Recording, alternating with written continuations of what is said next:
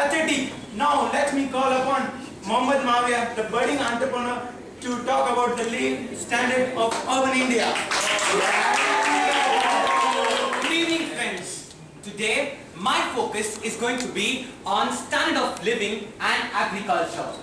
India has got independence 6 decades ago, and it is very difficult for me to digest the fact that the rural India's standard of living has not yet developed.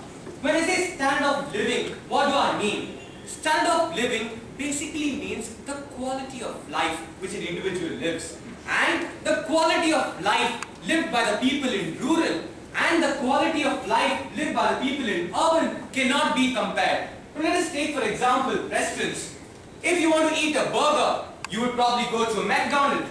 If you want to eat a pizza, you would probably go to a Pizza Hut. If you want to eat an ice cream, you would probably go to a Baskin Robbins. What I'm basically trying to tell here is that here in urban India, we have a lot of choices made available. Do you think this is available in the rural areas?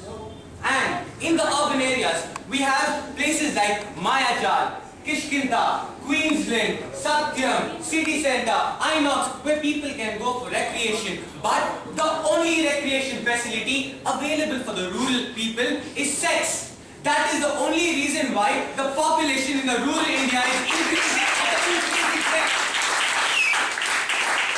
Agriculture. Agriculture is an irony, or rather a tragedy in India, where 3/5 of the national workforce is engaged, and yet it barely contributes 16% of GDP to our country. Don't you think there's something fundamentally wrong with the agricultural system of our country? Let me explain.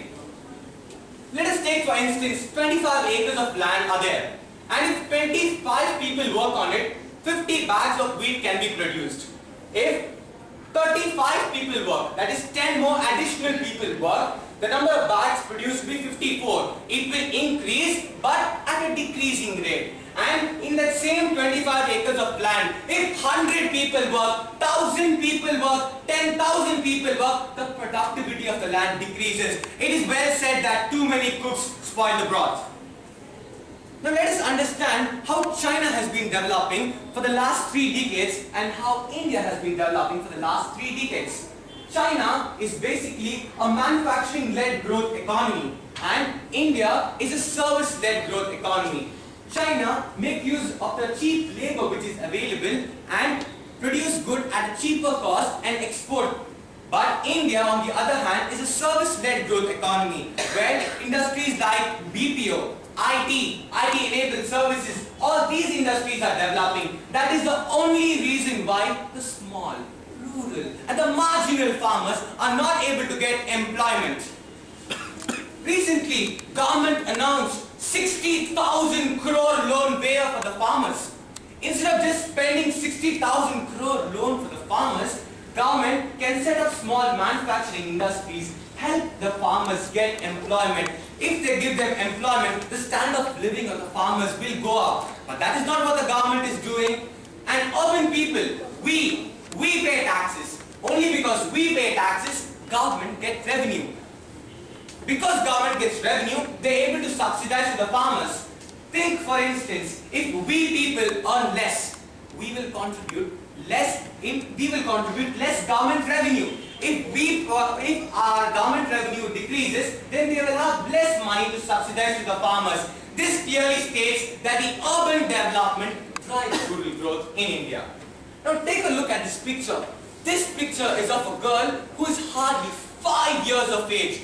Unfortunately, she belongs to rural India. If she was a part of urban India, she would have been sitting in a class and sitting in a first standard class with a nice uniform.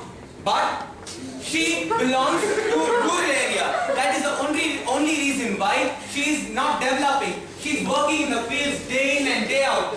And in the video, you heard Thangavelu saying that from traditions they are doing farming. Meaning to say, his granddad was a farmer, his dad was a farmer, he is a farmer, naturally his son will also be a farmer. If such is the condition prevailing in the rural India, I don't think that the rural India has developed nor will develop in the future. Thus, we would like to conclude the presentation by saying that We plan. While others